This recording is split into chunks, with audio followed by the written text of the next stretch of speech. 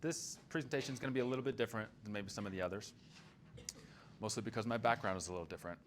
I'm a fitness and performance coach for competitive ballroom and Latin dancers. Okay? Which means I help them with two things. The first is I help them with their performance outside of their dance studio. Their strength, their stamina, their endurance, all the thing that's going to help them be a better dancer when they walk back into the studio and when they compete. But also, everything that goes on up here so that they can get out of their own way when they're stepping onto that dance floor to compete in front of the judges and in front of an audience. And in that work, some of the most important things is helping them recognize their own self-doubts, recognize their self-sabotage, and find ways to start to shift those narratives to get out of their own way. And those principles are what we're going to talk about today. It's going to be really hard to follow up, Roxanne, but we're going to try. What we're talking about is mindset. And the best way to think about mindset is it is a filter through which you experience the world. It's informed by past experiences, by our upbringing, by society, communal expectations, but it very much acts as that filter through which everything is perceived. So it's important that we have a handle on what that is, or else we're going to be led down a path that we may not want to go down. Here's something to bring the importance of mindset. I started my career in fitness 15 years ago. When I was 23, I left to start my own company from the first commercial training job that I had. At that gym was another trainer. She was in her late 50s at the time.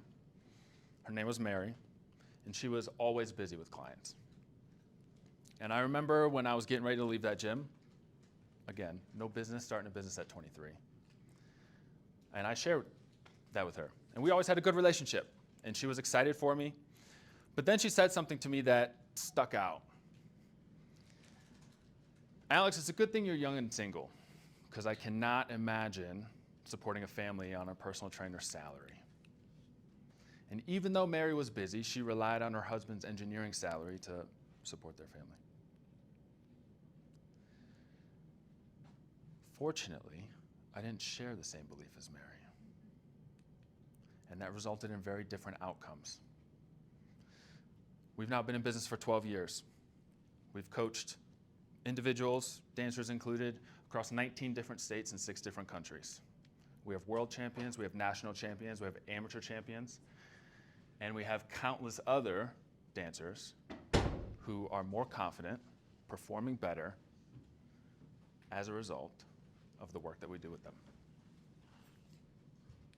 And I share that story because it is so important to understand that we have to be careful what beliefs we hold, because they will dictate your future more than anything else. Before I go any further, one thing I want to share. I'm going to ask you to go on a journey with me during this. We're going to do some self-reflecting. We're going to dive into some of our own thoughts and mindsets and beliefs about ourselves. As we go through this, I encourage you all to apply it to yourselves. But as educators, for those of us in the room, also keep in mind how we can apply this to our students in our classrooms. Okay? My favorite TV show probably ever is Ted Lasso. Fans, everyone, unanimously, right? There was a scene in the first season. He's at the Indian restaurant with the reporter, Trent Krim. Does anyone remember that scene? Yes.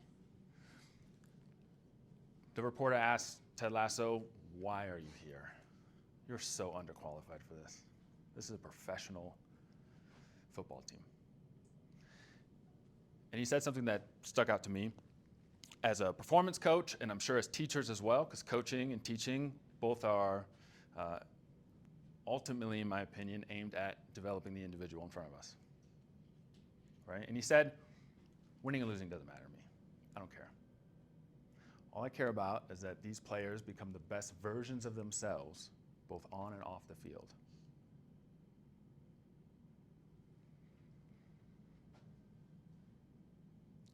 So we're developing people. Mindset is that filter. I like to think of it as a lens, hence clear the lens title. Because anything that passes through a lens changes everything on the other side, right? Our eyeglasses. And I'll never forget when I first learned I needed glasses. I was 16 years old. And I put it off for way too long because I also had braces. And no 16-year-old wants both braces and glasses. Not happening. So I put it off and I put it off and I put it off. And I knew something wasn't right with my vision. And then it hit a tipping point. And that tipping point was I failed my driver's test. So I finally gave in, went to the eye doctor, got a new prescription, and I will never forget walking out of that doctor's office for the first time with that new prescription, and I could see, for the first time, and I don't even know how long, every blade of grass on the ground. Whereas before, it was just a patch of green, blurry.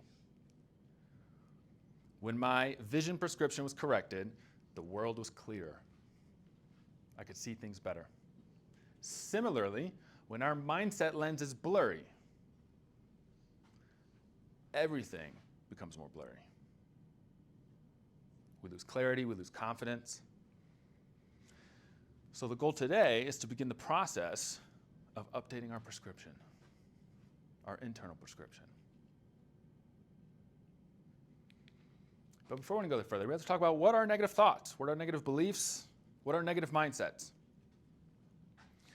The interesting thing is, as we go through the world, as all of us have experienced, everything that we are interacting with, every experience we have, most fundamentally, is just raw data.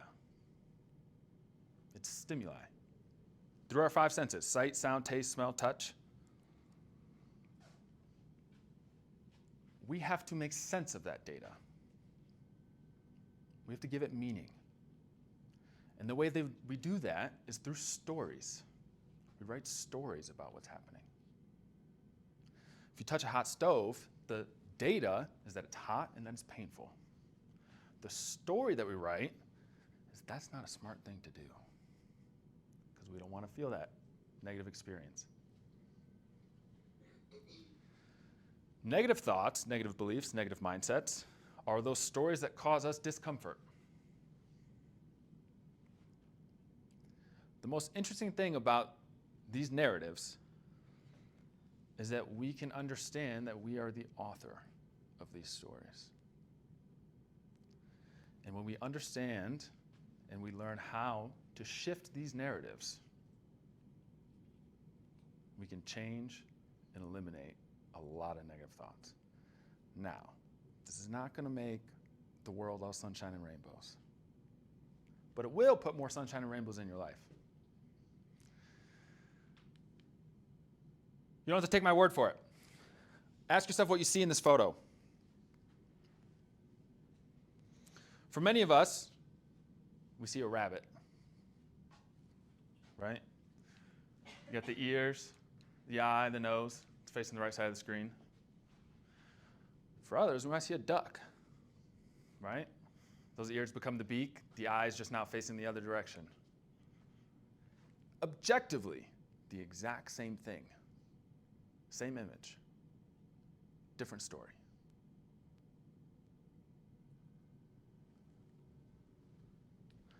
Here's another example. Which line is longer?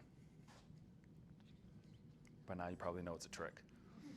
And I can even tell you that they're the same. That doesn't matter. Your brain is still telling you, it wants to tell you that this one is longer. Right? We're writing a different story. Here's proof that they are actually the same. Now, some of these are visual illusions, right? So obviously, great analogies for the narratives that we write.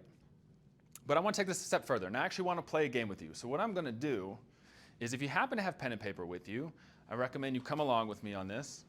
If not, just watch. We're gonna do some fancy stuff here.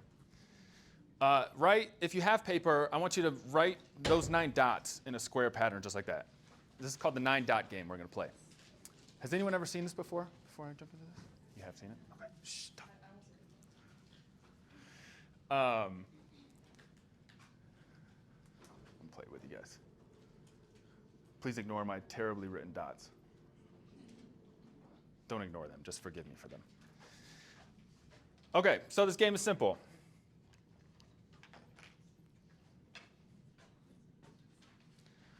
Our job is to connect all 9 dots with a few simple rules. Those rules, you only get 4 interconnected straight lines.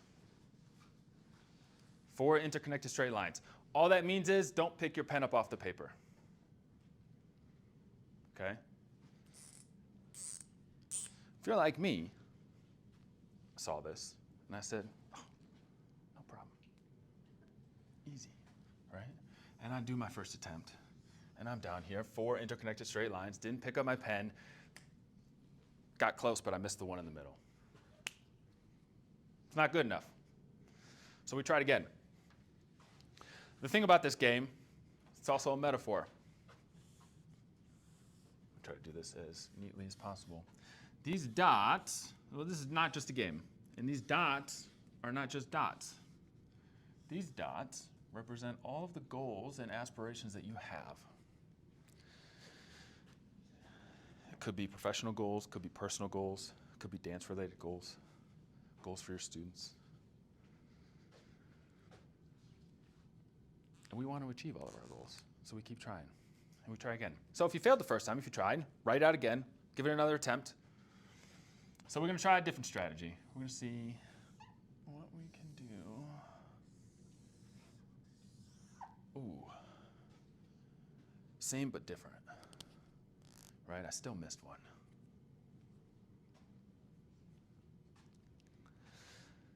Those dots are all of our goals and our aspirations, all the things we want to achieve. The lines represent the unbreakable rules that we have to follow. What do those look like in real world? Unbreakable rules, in my opinion, include laws. We don't want to break any laws to get to our goals, right? Physics, gravity's a thing, right? Probably can't break that. So there are a number of unbreakable rules, and that's the challenge. We have all these goals, we're trying to get all of them, and we have these rules that we have to follow, we have to operate within. So we keep trying. Oh, dang, I did even worse. Ooh, regressing. And that is incredibly frustrating because we're trying, and we're trying, and we're trying different stuff. And we're like, people are telling us it's possible, and we're starting to be like, oh, really though? And we're struggling. But there's something else going on here, right? The dots are our goals and our aspirations. The lines, the rules, 4 straight interconnected lines, are the unbreakable rules. But there's also another set of rules that we're following. And these are our self-limiting beliefs. Rules that we're following that don't have to exist because they're not real. At the start of this, 9 dots, our goal is to connect all of them with 4 interconnected straight lines. How many of us that were following along and playing along tried to keep all of your lines within the confines of that imaginary box? Right? What if I told you that the lines don't have to stay within that box? Still 4 straight interconnected lines, but now they can go beyond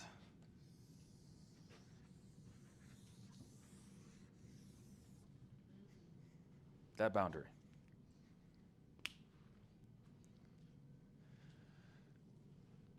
This is what happens when we're led by unaddressed self-limiting beliefs.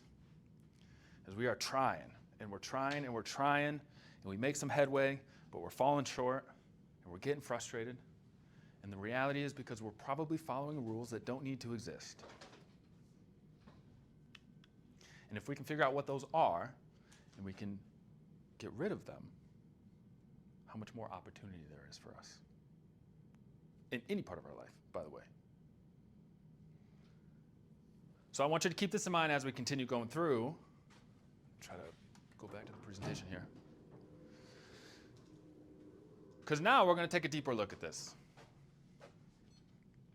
Look at me knowing all the tech. This was my backup digital version in case I failed. Okay. So we're talking about self-limiting beliefs, but what are they? We need to be able to define them. A self-limiting belief is a negative thought plus a perceived barrier. Very important to understand about this. A negative thought is something internal about us. I'm not good enough. I'm not smart enough. I'm not skilled enough. Something internal about us. Perceived barrier is something external. Resources, time, network. And when we have an internal negative thought combined with a perceived barrier, that creates a self-limiting belief. What might some examples of those be, especially in a creative space? Right? Maybe I'm not creative enough to come up with some great choreography. Maybe other teachers and instructors are doing better than me. If I put myself out there, people will criticize it. Okay? I'm not creative enough to choreograph. I'm not good enough. Internal, negative thought. Not skilled, don't have the requisite skills to create the choreography. Perceived barrier, skills, external. That internal, external play is going to become very important because there's always two parts to that. What I would like to do now is take a moment and write down a self-limiting belief that you have. And if you can't immediately come up with one, that's fine. We're going to help you out in a second. But try. And it could be about anything. Anything in your life at all.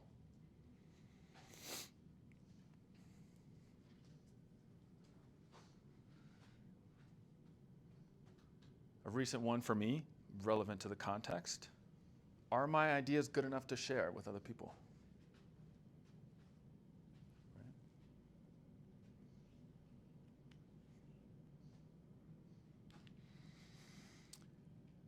When we understand what our self-limiting beliefs are, there's a process we can use to start to shift that narrative, shift those stories, get ahead of them. I call it the L.E.N.S framework. Mindset being the lens. It's got 4 steps. First, to look at your limiting beliefs, to know where they are, which is why I said if you struggled from that last slide to come up with one, we're going to help you out. We need to know where those imaginary rules are that we're following. Once we know that they exist, then we can start to evaluate those beliefs. We can start to question those stories. Are they real? Once we've started to question the validity of those stories, then we have to neutralize the negative thoughts and the emotions that they might create so we don't spiral. Interestingly, the way that we do that is counterintuitive to what a lot of us might do. In fact, a lot of us might be doing the opposite of what we should be doing. But we'll talk about that in a second. Once we follow those steps, once we understand where our self-limiting beliefs exist, once we start to question them, and once we're able to neutralize the negative thoughts and the negative emotions that they create, then we can start to shift our perspective, create new stories.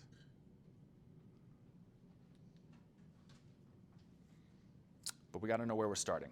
So if you are able to write down a self-limiting belief, perfect, right here with us. If not, we're going to help you out. There were 2 parts to a self-limiting belief, an internal and an external. Do me a favor, and I want us to rate ourselves on these 2 statements on a scale 1 to 5. 1 is you agree with the statement for yourself. 5 is you disagree. When I fail or feel stuck, I usually understand why. Scale 1 to 5. 1, you agree, that sounds like you. 5, couldn't be further from the truth. I can receive criticism without feeling like it defines me.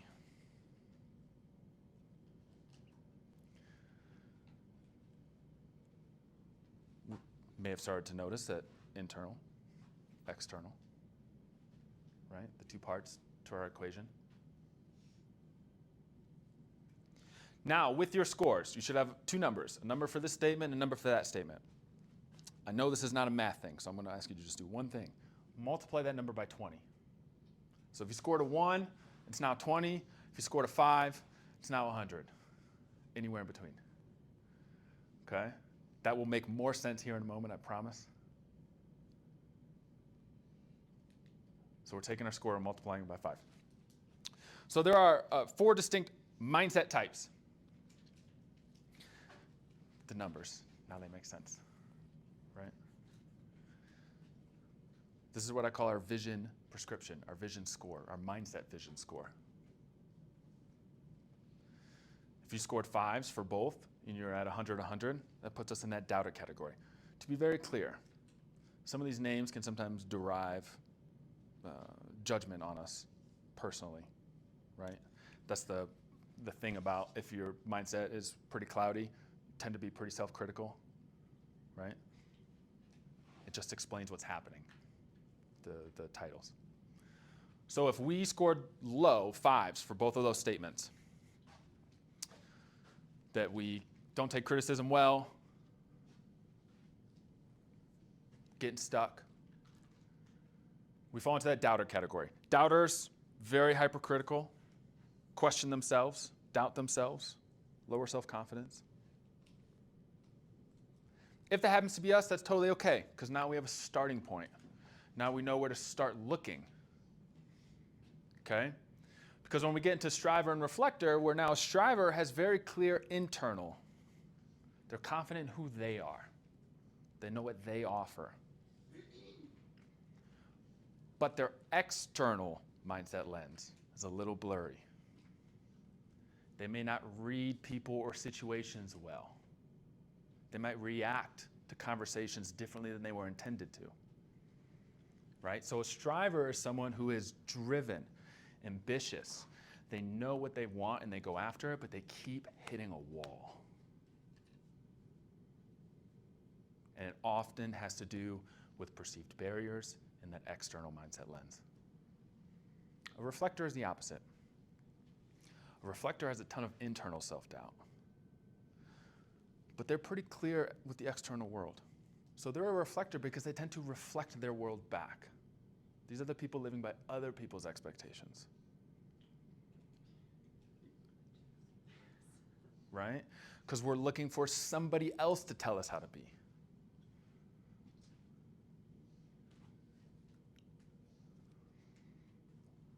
When internally and externally everything is clear, that's when we get into achiever territory.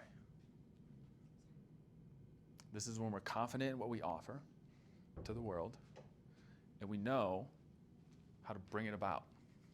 Is there somebody out here? Guess not. So all of this, the vision score, the 2 questions you scored yourself on last are a condensed version of a quiz that we use to get more into depth with this. So if you want the full quiz, it's more questions, more scoring, and I score them all personally to see where we're at. And again, the benefit, so don't take the quiz now, but scan it and get it and make sure you have it. The benefit of knowing what type you are is knowing where to look for the limiting beliefs. If we're a striver and we're confident internally, but less so externally, then we know that's where we should shift our focus to try to identify where self-limiting beliefs exist. They're probably on the external part.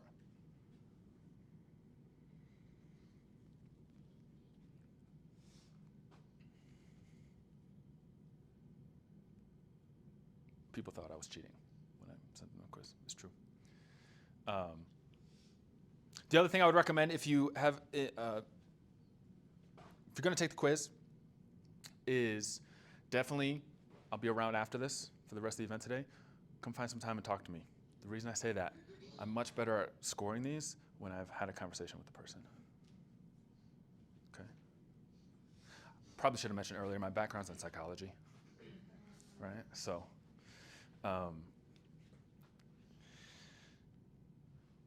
we're not always psychoanalyzing people, but we are. Yeah. We're trying to understand people. It's a better way to put it.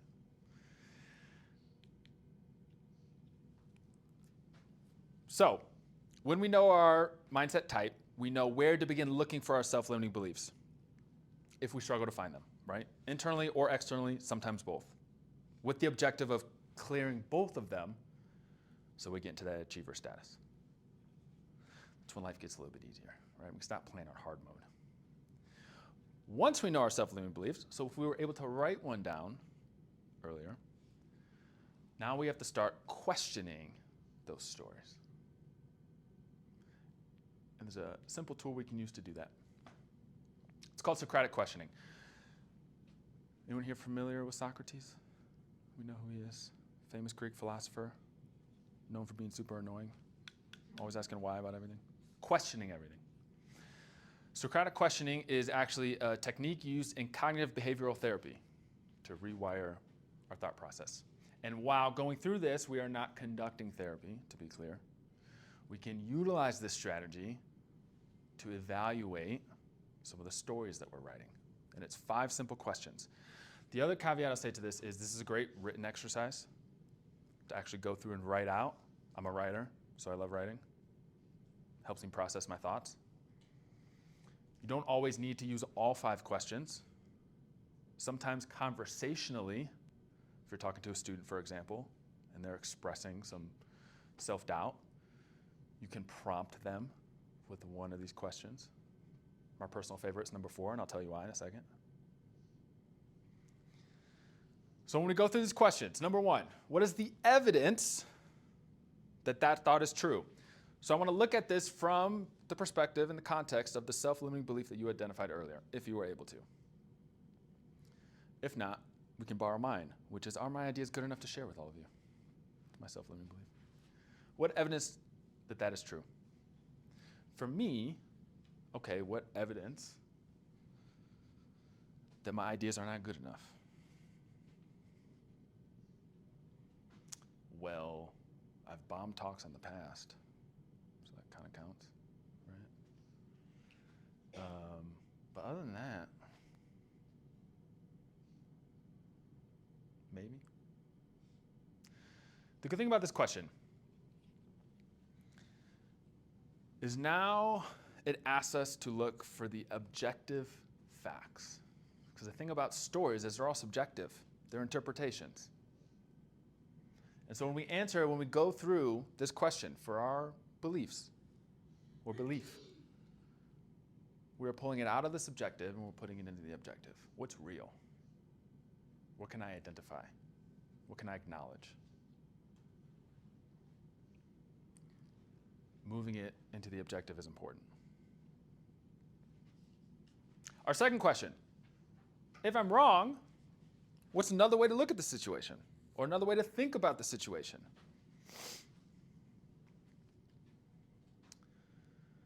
I don't think my ideas are good enough to share in front of an audience of people.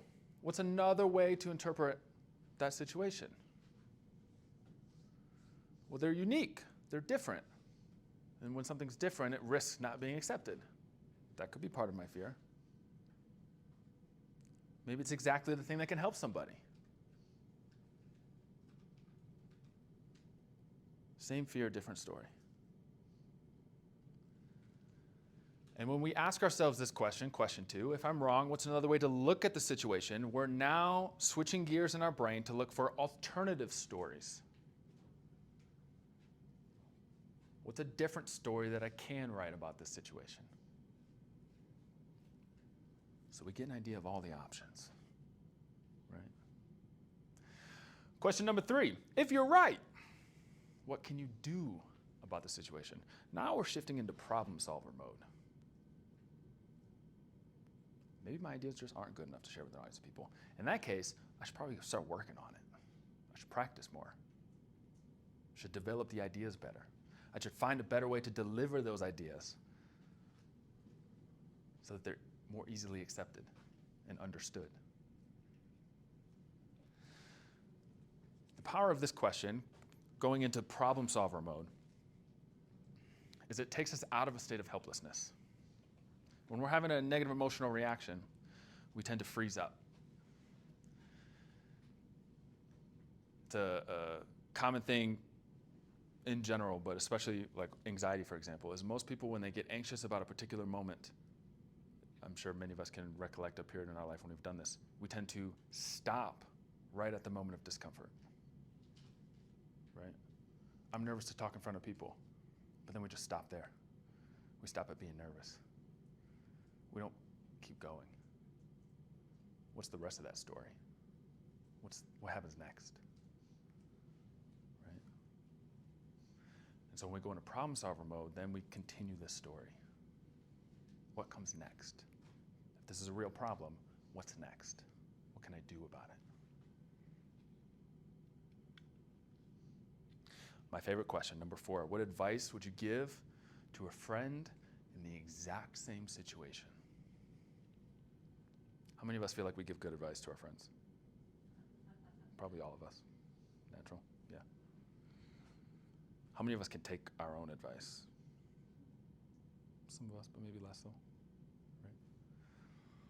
We give great advice to other people, right? And why is that? It's because there's emotional distance. When we're giving someone else advice, it's their emotional problem, right? And we might be able to empathize with them and feel some of that, especially if we care about the person. But we're not in the situation. Funny thing about our brains, rational and emotional, they don't work at the same time. When we are thick in emotion, we don't make good judgments. We can't think clearly. So when we give advice to other people, we're not in the midst of an emotional reaction. We're thinking rationally, clearly. We have emotional distance. When we prompt this question, and when we ask ourselves this question, when we're evaluating a belief or a thought that we have, I recommend that you name the friend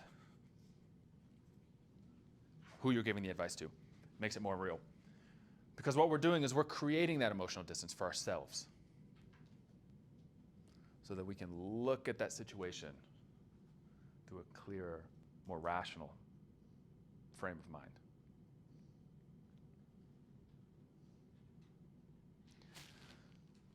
Given all of your answers, what evidence do you have that your thought is true?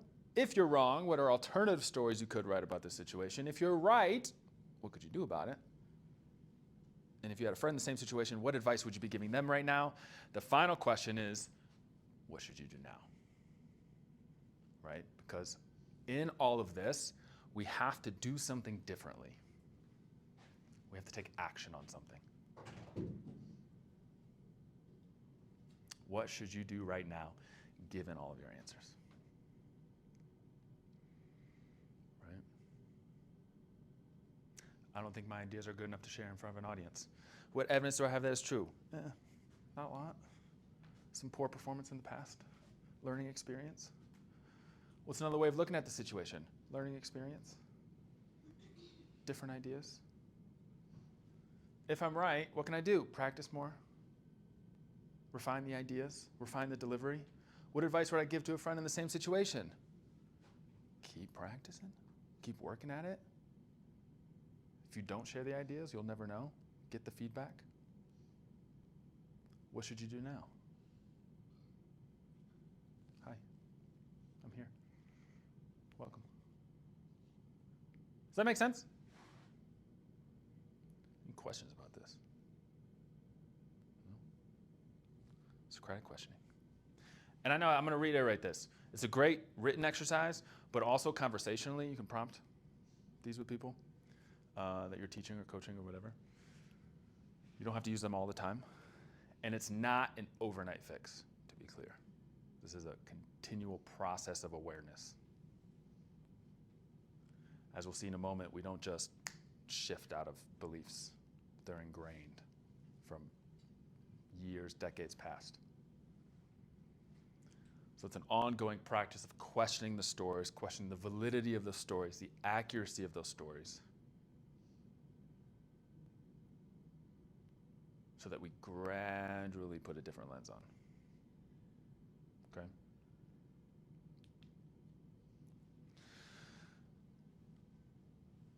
We know a limiting belief is a negative thought and a perceived barrier, internal, external. Being able to begin to identify where we should be looking for those limiting beliefs, now that we know that they exist. And once we have them, being able to evaluate them, question them, so we can start to change those stories. Negative thoughts and negative beliefs come with negative emotions. They don't feel good. So we have to be able to neutralize that.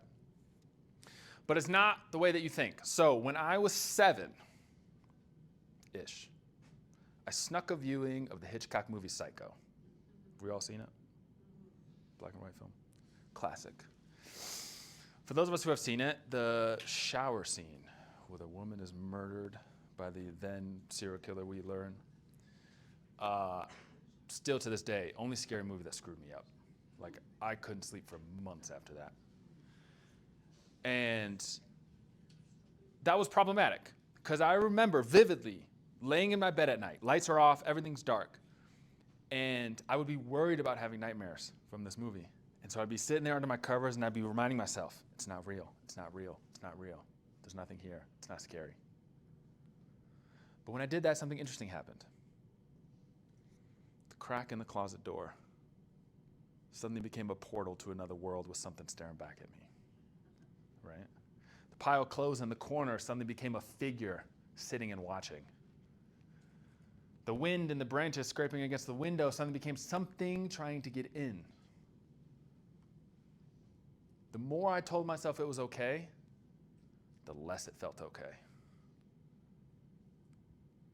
We cannot stop negative thoughts by trying to not have negative thoughts. That's simply not how our brains work. And I want to play another game with you to highlight this and to show you this. In a moment, I'm going to ask you to not, to the best of your ability, not think about a shark. Go.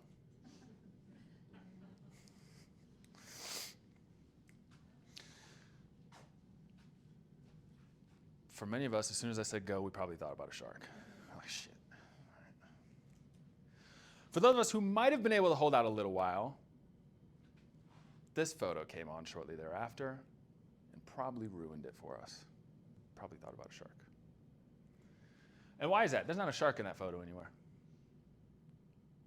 I looked really closely too, to be sure, because I knew somebody would spot it if there was. There's no shark in this photo. It's obviously underwater, shark's habitat, looks tropical. There's other fish and aquatic life, all things reminiscent of a shark. No actual shark.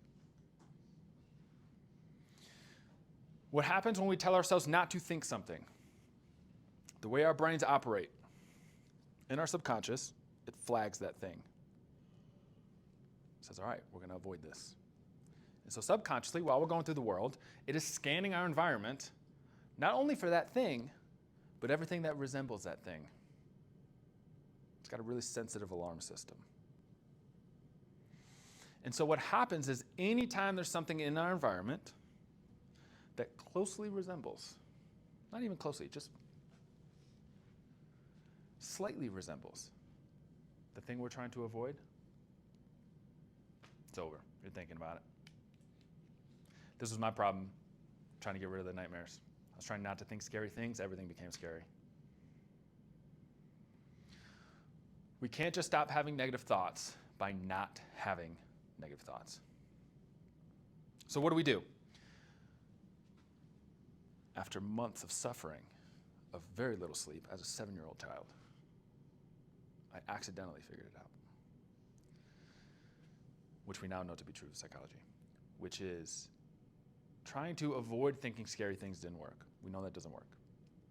At the time, probably the only time in my life I can remember I was excited for school. I was really looking forward to it. I was in a class with all my friends. My teachers had taught both of my older brothers, so I was sort of that graduation into it. And so I found myself trying to get over the fears that I had by imagining how much fun I was going to have the next day. The roughhousing, the chaos we were going to cause in my poor teacher's class with my friends, the jokes we would make, the laughter we would have.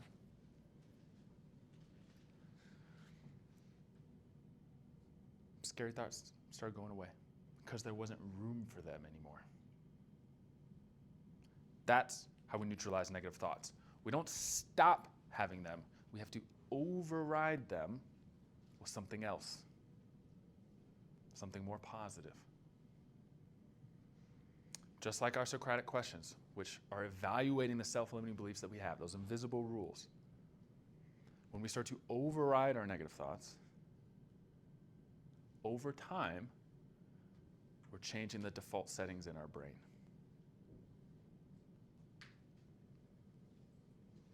Because we cannot just stop having self-doubt by telling ourselves that we shouldn't be feeling that way.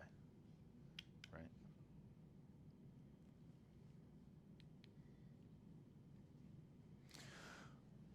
But once we understand this, once we understand that we can't just stop having negative thoughts by not having negative thoughts, we have to override them with something better, something more positive. Now we unlock the ability to start shifting our perspective. And today I'm going to leave you 3 simple things you can start doing to do that. Because this is the process of actually now we're correcting that vision prescription. Right? This is where we start to change things. There's 3 things we can do. We can get curious. We can embrace our setbacks, our hardships, our fears as mental strength training. And I'll explain what that means in a second. And we can embrace the power of yet.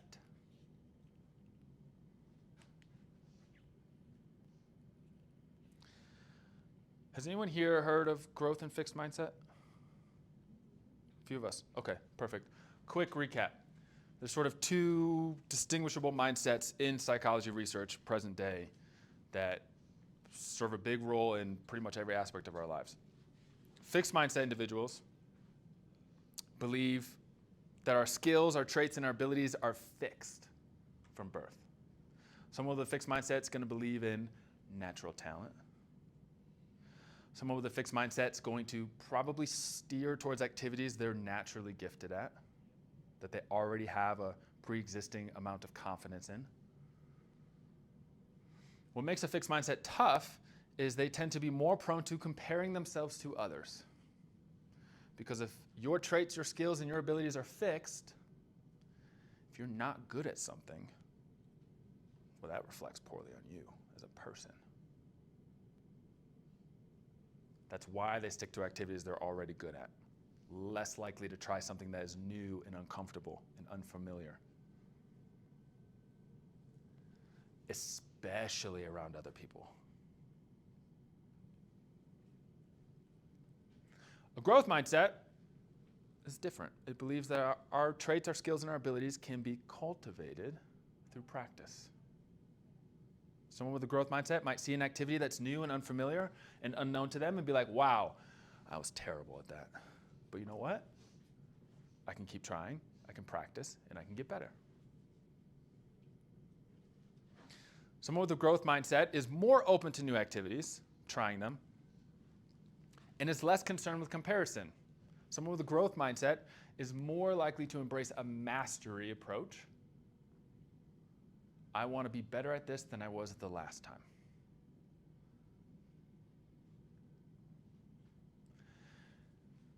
And while explained often categorically, fixed over here, growth over here, it really is a spectrum, right? Those are the 2 extremes we tend to. And it can also differ based on the different domains of our life. Okay? Our identity as a dancer could be one. Our identity as a professional could be one. Our identity as a friend could be one. Right? So it can kind of shift based on the context. But ultimately, we need to gravitate more towards a growth mindset. Now, how do we do that? Simple question. When we face a failure or a setback, or when we're feeling self-doubt from things not going the way that we expected them to, we can start to override those negative thoughts, something more positive, by turning it into a positive. What is the lesson that I can pull from this experience to do better next time?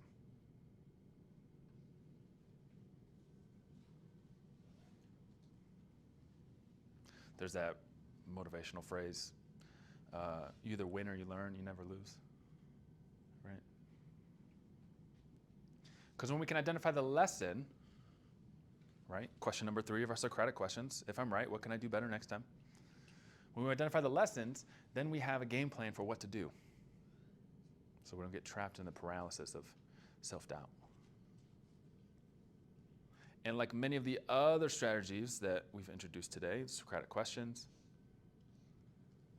over time of practicing this, it becomes more natural, more of your default.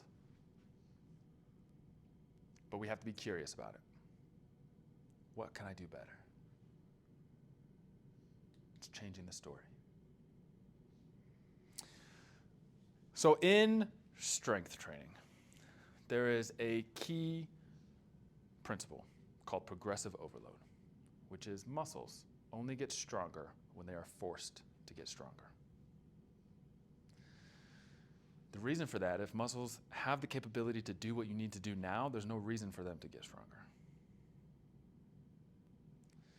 And so when we're doing strength training, we have to consistently introduce individuals to greater amounts of resistance that their body can't handle, so that it sends signals to the body to build the muscle that we need. Right? We have to expose the body to resistance that it can't handle yet, that it is not accustomed to.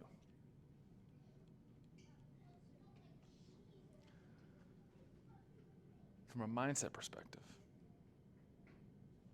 we are using this strategy. We can view it through that. When we are facing a setback, a failure or hardship, it's because you're exposing yourself to something you're not used to. An environment, a context, a skill, an activity. But in the process of exposing yourself to that, you're getting better at being able to handle it. Stress, another good one. The more you expose yourself to growing amounts of whatever, the better you get at being able to adapt to it and handle it with ease. Right? If you can think of, for context, first dance performance in front of other people, right? I'm sure all of us have that story at some point. First one ever. The nerves you felt then versus your 15th, 20th, 25th performance, or the most recent one. There's probably a little bit of nerves, because there always is, but not as much. It becomes more normalized, easier to embrace.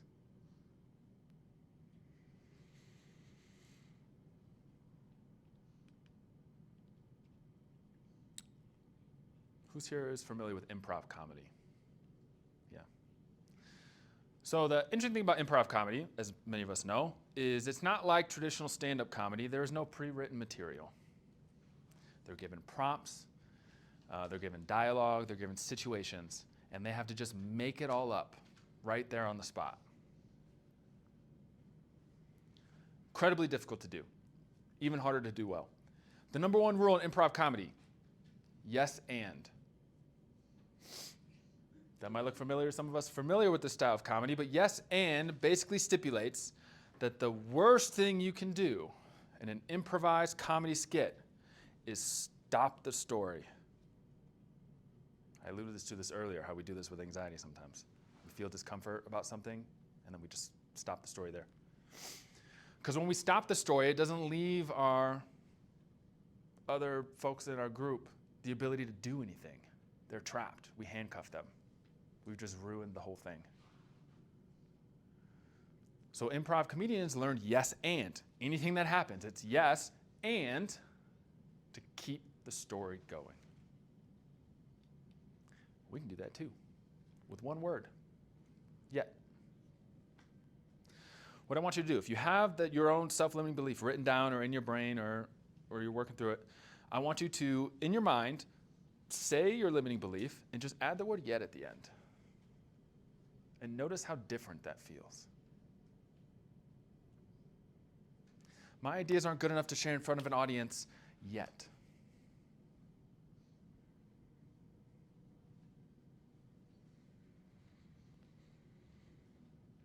I don't have the creativity to build a new piece of choreography yet. When we add yet to the end of any negative thought or story that we're writing, we are practicing the yes and rule, and we're keeping it going. And that leaves the door open for opportunity, for an alternative story, and for the motivation to keep moving forward through the discomfort, whatever that may be.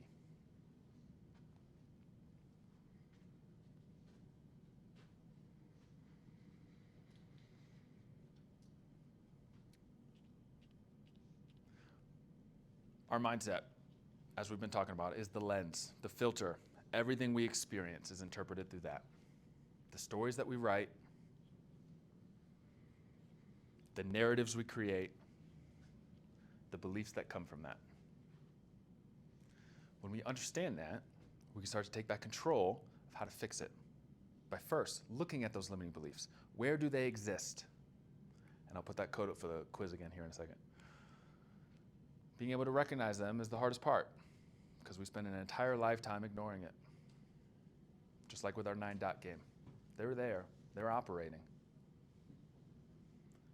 But once we know them, then we can evaluate them with our Socratic questions. We can filter them through that to begin questioning, are those stories real?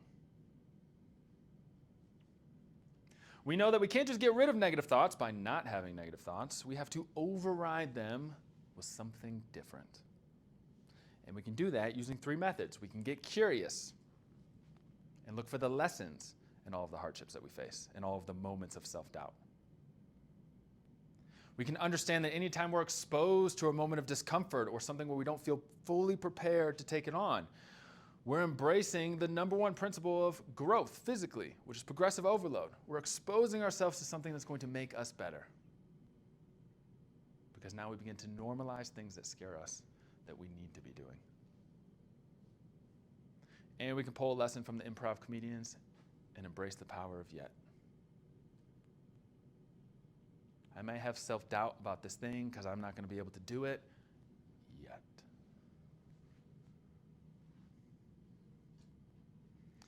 When we begin a practice, key word there, a practice of going through these steps,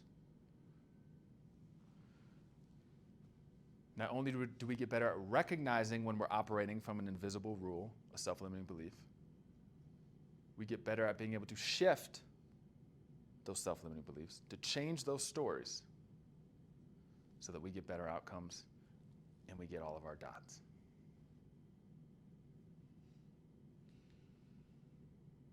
I appreciate you guys. Thank you so much for being here. There's a QR code for the quiz again if you want to take it. I definitely recommend doing so. Like I said, I do all of those manually, so give me a little bit of time to get back to you on that. Day or two, tops.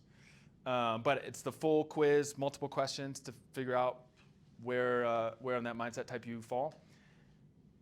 Connect with me on Instagram. Stay in touch. I share a lot of mindset-related things on there, psychology stuff. But with that, any questions about any of that? How do you utilize these strategies in your coaching with dance? Great question.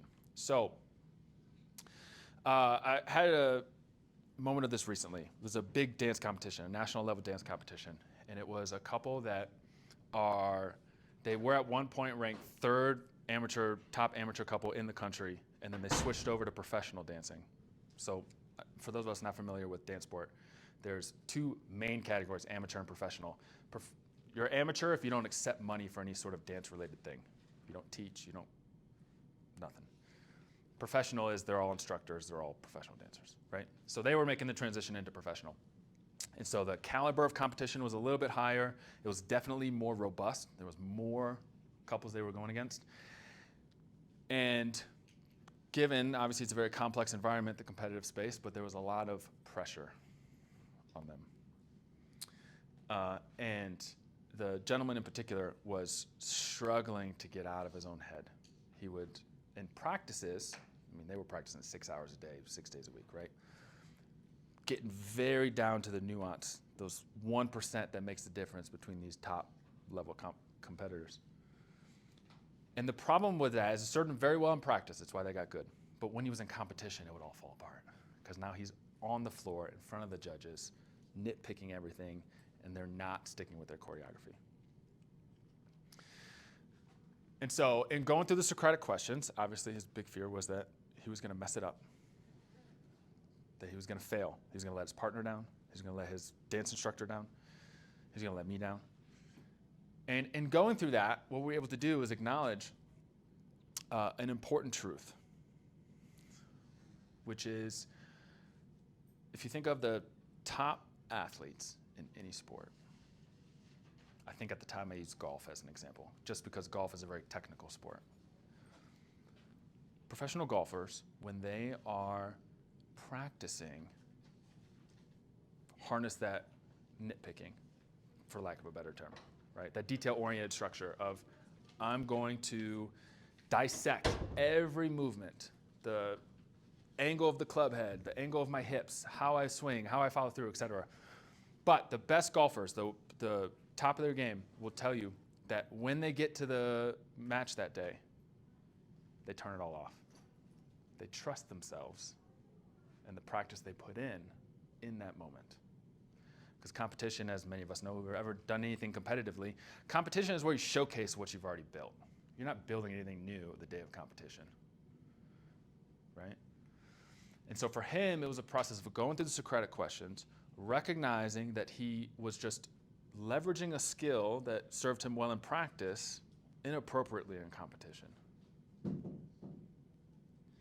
And again, not an overnight fix, but a process, and we're still working on it, a process of being in the moment and trusting himself that the work he put in was going to pay off. So that he could show up more present that day. Yeah. Other questions? Anything at all? Okay, I appreciate you guys. Thank you so much.